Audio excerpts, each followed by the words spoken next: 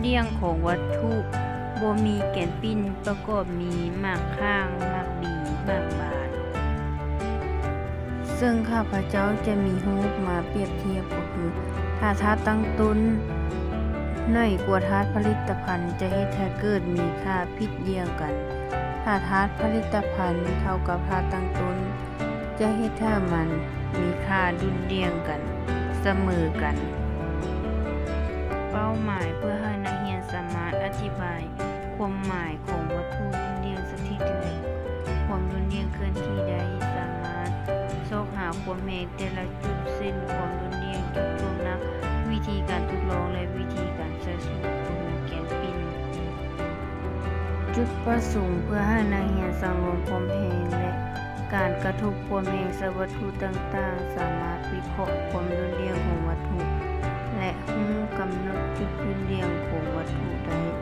สามารถลงมือเฮ็ดได้ด้วยตนเองและรู้จักนำใช้เข้าในชีวิตจริงซึ่งข้าพเจ้าจะมานำเสนอมี5ขั้นตอนคือ1ขั้นเกี่ยงจัดนักเรียนเป็นระเบียบแล้วกฎการจำนวนคนเตรียมหัวข้อที่จะมอบหมายให้นักเรียนเฮ็ดกิจกรรม2เตรียมสื่อการสอนและเอกสารที่จะต้องใช้2ขั้นนำเข้าสู่บทเรียนกระตุ้นให้นักเรียนมีความสนใจก่อนที่จะสอนเพื่อให้นักเรียนผ่อนคลายและให้นักเรียนเกิดมีความพร้อมต่อการเรียน2ทดสอบความรู้เก่าเพื่อนำเข้าสู่บทเรียนใหม่3แนะนำอุปกรณ์ที่จะมาทดลองซึ่งมีซิงค์ถุงดินทราย3ขั้นสอนหลังจากนั้นอาจารย์ก็ทดลองให้นักเรียนเบิ่งแล้วให้นักเรียนสังเกตเบิ่งระหว่างถุงดินทราย500กับ300มันจะ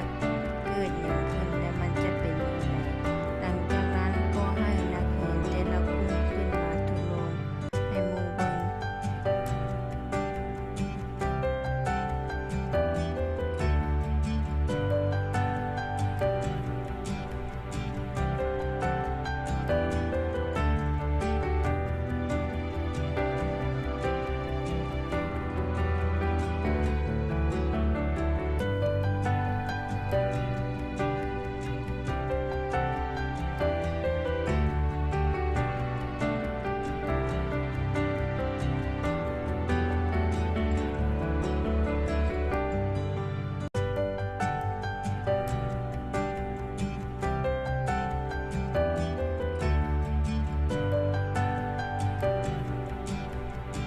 หลังจากนักเรียนทดลองแล้ว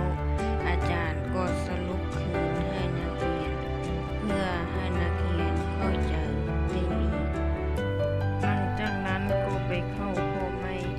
อธิบายกิจกรรมที่จะให้นักเรียนเฮ็ดแล้วก็แบ่งนักเรียนออกเป็น3กลุ่มตามความเหมาะสมแล้วอาจารย์จะย้ายไปกิจกรรมให้แต่ละกลุ่มแล้วสังเกตเบิ่งนักเรียนว่ามีความตั้งใจหลายน้อยส่ำใด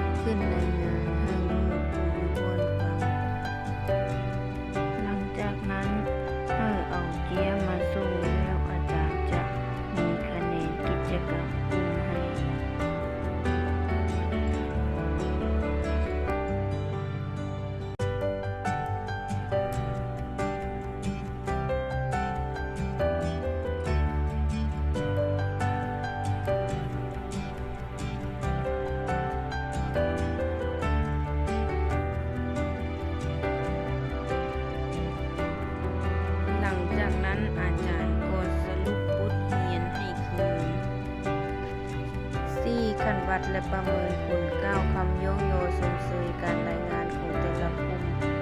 ประเมินพฤติกรรมของต่างๆของแต่ละกลุ่มเช่นความกระตือรือร้นความสนใจความรับผิดชอบการแสดงออกให้เวียกบ้านขวดกาน้อยท้ายสมง 5. ขั้นสรุปเปิดโอกาสให้นักเรียนได้แลกเปลี่ยนบทเรียนซึ่งกันและกันครูสรุปบทเรียนตามหัวข้อที่ส่งมาให้คำแนะนำหรือตักเตือนนักเรียนที่เห็น